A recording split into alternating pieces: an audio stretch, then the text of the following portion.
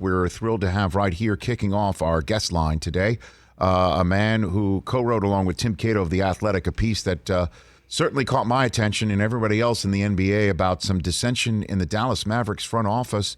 And then now smash cut to 3 days later, general manager and coach are out. Sam Amick of The Athletic here on the Rich Eisen Show. How are you, Sam? Rich, doing great. Thanks for having me. You bet. So let's get right into this here. Are you, I would say, I imagine, are you surprised or unsurprised that these moves took place? I mean, you were obviously talking about the dissension in there, but man, holy smokes! 3 days later, yeah, exactly. What do you got for me on that? I'm surprised at the scope of it and the dramatic effect, I guess, and the quickness of it. The part that I guess isn't surprising is that to me it's funny. When you write these kinds of stories, and obviously folks like Mark are not happy that this stuff gets out. There becomes a bit of a witch hunt to figure out, hey, where did this come from? And there's part of me that, this is one of those where you look at it as a reporter and you say, okay, this was coming from everywhere. It was so widespread, so widely known, just not out publicly yet, that I think is reflective of the moves that have been made since and the ripple effect of it. Now, the timeline here, Rich, is fascinating too, though, because admittedly, when we dropped the story Monday morning, what we've learned since then is that Donnie Nelson had already been fired. He just hadn't told anybody. And so, on the media side of things, it's a funny timeline there. But listen, there's a bigger story here about, Mark's decision to bring a professional gambler into his culture, and that bothered a lot of people, and then it only got worse from there. So let's get into that part for those who might not have read your piece. And again, the piece in The Athletic that you co-wrote with Tim Cato. Inside the Mavericks front office, Mark Cuban's shadow GM is causing a rift with Luka Doncic. That was the headline. Put a few more meat on the bones right there. A professional gambler is brought into the front office of the Dallas Mavericks? Yeah, so back in 2018 is when formally Bob Voulgaris is working with the Mavs, but by his own contention, he had essentially a freelance relationship before that. So he's worked with them for quite some time. And our understanding is that if you go back all the way to that time, kind of the mid-20 teens, you have Mavericks employees that understandably are looking sideways at this hire. And this, I think, again, you've seen the NBA get cozier and cozier with the gambling industry. This was kind of a sign that it was trending in that direction anyway. But nonetheless, you have all these basketball folks that think that's a complicated, controversial fit. But then, more importantly, it's the combination of Bob's personality, Bob's style, the fact that he had a direct line to Cuban, the fact that folks like Donnie Nelson, who had been there for a very long time, over time came to the conclusion that they didn't have the juice that they had before, and that certain moves that they wanted to happen weren't happening because Voulgaris was advising differently. And it starts at Donnie and it goes all the way down through their front office and the scouting department. And these frustrations grew and grew and kind of obviously came to a head a couple days ago. Well, Cuban, when you asked him about Voulgaris and his involvement in the piece, he was quoted, "I really like what Bob brings to the table. He does a great job of supporting Rick and the front office with unique data insights," and added that Bob has a great grasp of AI, and that's not Allen Iverson, and the opportunities it creates for gaining an advantage, which is important to me, but he isn't any more influential than any other data source on the team. That was the quote Cuban gave you for your piece. The quote he had about your piece when he retweeted it on Twitter was total BS. Right. How do you square those comments? It's funny, Rich, I've been asked a lot, quite a few times the past couple of days about the reaction to that. I mean, part of it, I know Mark pretty well. And on this one, the way we work at our company is Tim Cato is our beat writer.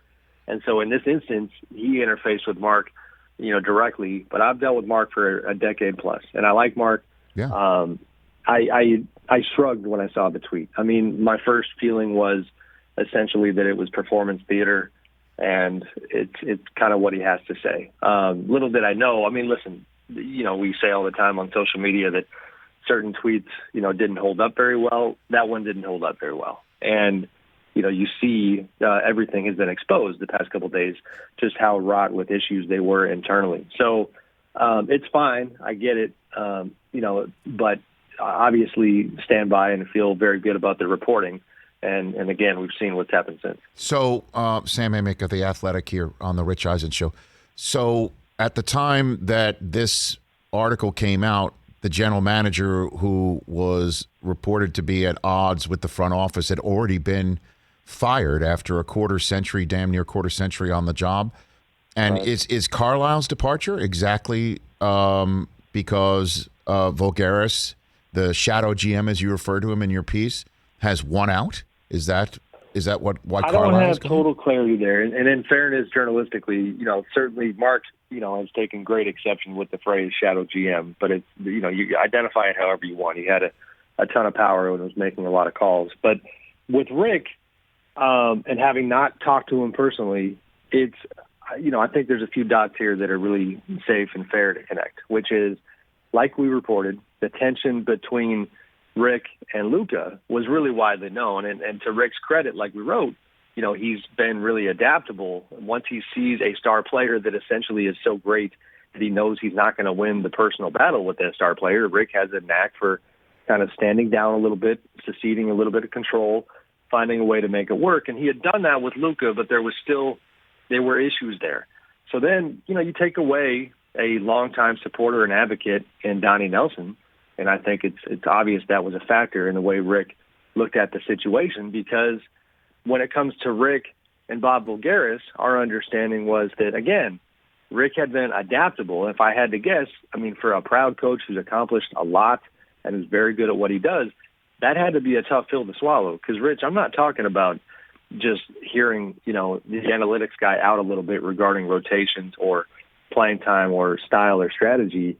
I'm talking about very direct line, in game one of the playoffs, let's try Boban in the starting lineup, and feeling that pressure, or whenever they started playing Boban as a starter. But it wasn't advice anymore. It was the feeling that, if you say no to these things, you're probably going to be on the wrong side of things. So all those things match up to have a guy in Rick Carlisle who he's too good at this to sit around and stay in that environment. I think he's going to be in the mix for a lot of these other jobs, and obviously he chose to move on. Sam Amick of The Athletic here. Who is Bob Voulgaris? Again, that we keep mentioning his name. He's all over your piece. You refer to him as a shadow GM. That clearly rankled Mark Cuban. Who is this guy? He's, admittedly, I'm learning more by the day. And, his public profile is of somebody who's a wildly successful gambler. And I'm talking poker tournaments. He placed fourth in the 2017 World Series of Poker. He's written on the media side about basketball. There's still a website. I think it's Alone in the Corner, Alone in the Dark, something like that, where it's got, years old basketball pontification from Bob, and he's a guy that has been in the media space. And it's kind of a classic Mark Cuban pickup, because Mark has always taken a lot of pride in being, outside the box, being unconventional. And so those guys, I don't know all the specifics here, but I think there's been business done between them in the past that established that relationship. And then Mark reaches the point where he decides that his basketball views are worth adding to the official Mavs program. But the genesis of it is that Bob somewhat publicly had shown an ability to make a ton of money on the NBA based on the way he saw the game and evaluating different teams from the outside. And that, of course, led to him being on the inside. How does the NBA feel about this, Sam? Because, again, you see it, I see it. The number of times that I get tweets in my direction, people even call the show. Scott Foster's on this game, fixes in. Right. Like, where did that call come from? All the, this guy goes to the line 19 times, the other team doesn't go in, and he fixes in. Because the whole Donaghy stuff, what do they think about the fact that there's somebody in the front office who finished fourth in the World Series of Poker, which, by the way, might not mean a damn thing. I play poker, but, No, but it's just the optics, right? And I'm not, listen, this is nothing against Bob. The guy's, he's doing something right. He's just stacking up money based on his intellect and his abilities here. But right. If you talk about the league and perception and optics. For sure, I think it's time for me, and personally, I need to talk to the league more very soon about how they see this right here and right now in 2021, as opposed to, in 2018. My general understanding, again, is I don't know all the ins and outs of this, but there was a fairly serious process where, the league obviously gave the green light on this hire, and they looked at this from a, the gambling standpoint, and they considered all these optics. But, I think the part that Mark misplayed, and there's elements here, not to generalize too much, but Rich, if you go back to when, Michael Lewis wrote Moneyball and the whole theme of analytics versus old school scouting, right, became a major part of sports, there's absolutely themes here that are consistent with that. And then you add in the gambling component. And so my opinion is that as far as Mark goes, he did not understand how big of a problem a lot of his employees had with this from the very beginning. And it really did get compounded. I've been doing this a long time, and I'm not trying to, there's nothing personal ever in reporting, but in terms of personal etiquette, style, all those things, I don't remember running into a subject that I wrote about that where it was just not hard to find folks who really did not enjoy his company. So, those are two big time factors to combine, and they led to where we got here. But the league, if I had to guess, they're needing to look at this again and make sure they're still comfortable with this in light of all the noise that it's made. Senior NBA writer from The Athletic, Sam Amick, here on the Rich Eisen Show. Let's finish up with the ultimate question here, because they've got a unicorn sitting there in Dallas. Is the rest of the league sitting here watching this, putting their napkin tucked into their shirts with a knife and fork, thinking that Luka could be had in a couple years? What do you think? That's what teams do. That's what they always do. This offseason, I think Damian Lillard's that guy that, we're going to be monitoring. And Luka's going to tell the world what they should think with this Supermax extension that again, the information right now is that he still intends to sign it. You're talking about $200+ million. So, if let's say he does sign it, that's going to be a sigh of relief for Mark and the Mavs. And then it's going to be rival teams continuing to monitor all of it. Who do they hire to head up the front office? And today's reporting coming from the New York Times and ESPN was that Mark has kind of looped in all the Mavs fans' favorites, Dirk Nowitzki, Michael Finley, some other trusted advisors, that they had a meeting yesterday to essentially get a game plan going here. That feels like a very natural, smart move. But yeah, teams are going to be watching. And if I was a rival executive, I'd be all over the situation every day of the week, because the bottom line is that Luka continues to tell people around him that this environment has been frustrating to him. And the obvious thing here is that they lost in the first round 2 years in a row when he was pretty transcendent and he was fantastic, and it was certainly not his fault, so to speak.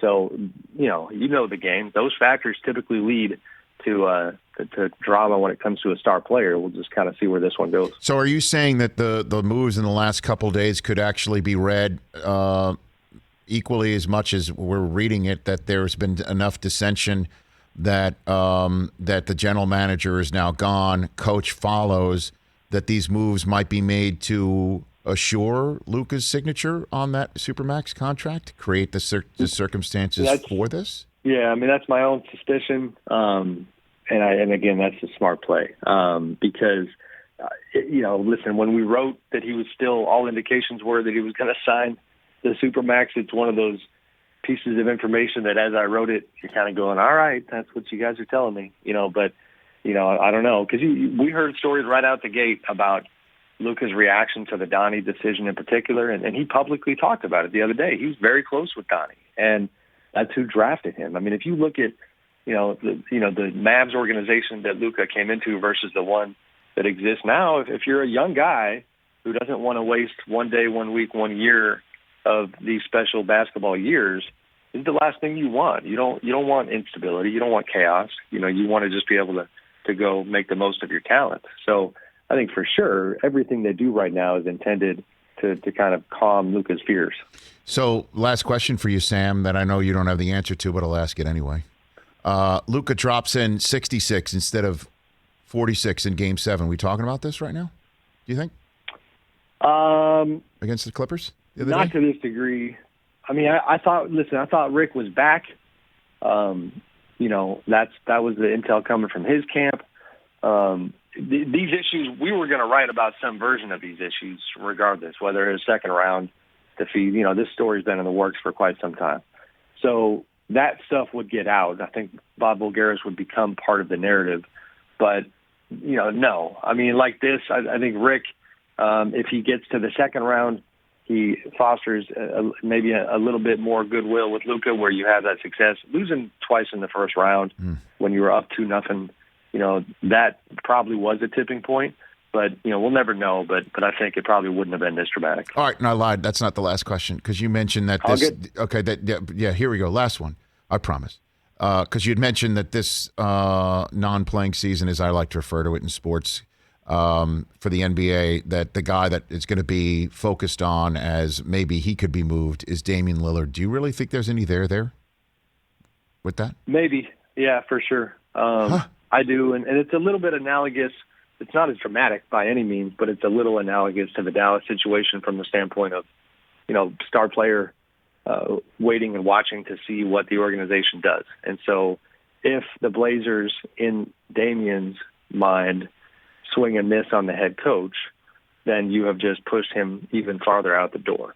So, there's been some reporting that's been shot down so far elsewhere about the question of GM Neil O'Shea. Is there any chance that Jody Allen, who is now in control of the team when her brother Paul passed away, that there'd be a front office change? So far, that does not appear to be the case. But Damian, I know him pretty well, covered him his whole career. He's been moving differently lately. He put up an Instagram post right after the playoff loss talking about, you know, quoting Nipsey Hussle and talking about how long do I stay dedicated. He doesn't do those things. He's very deliberate. He's very calculated, very smart.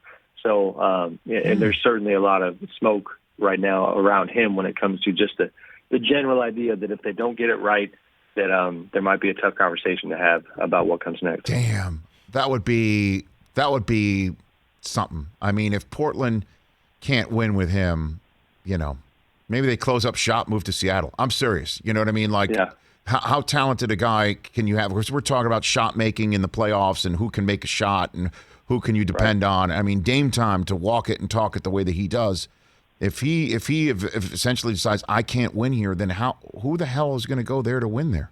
Right? I mean, I'm with you. Yeah. Wow. No, 100%. I mean, it's, you know, this is, we could talk what ifs all day, but for me, I always think back to when LaMarcus Aldridge decided to go to San Antonio. Who knows how far they would have gotten, but I feel like that was unfortunate. Like LaMarcus got essentially intimidated by Damian's rise to stardom early and kind of headed for the exits. You know, maybe that would have been the thing that at least got them to a higher level. And because you now have this totality of frustration from Damian's part where other than the 1 year where they got to the West Finals and got swept by the Warriors, you know, it's been an individual profile that's just gotten better and better and better with league-wide respect, and then a collective profile that has largely been the same, which is that, okay, you all win a bunch of games, but you're not really a threat when it matters most. Sam, thanks for the time. Great reporting, great conversation. Let's chat down the line. Appreciate it. Thank you, Rich. Appreciate you. You got it. Sam Amick of The Athletic. Sam, don't forget the underscore. That's how you can follow him between his first and last names on Twitter. Hey, you watched all the way to the end. Thanks for that. Watch more right here.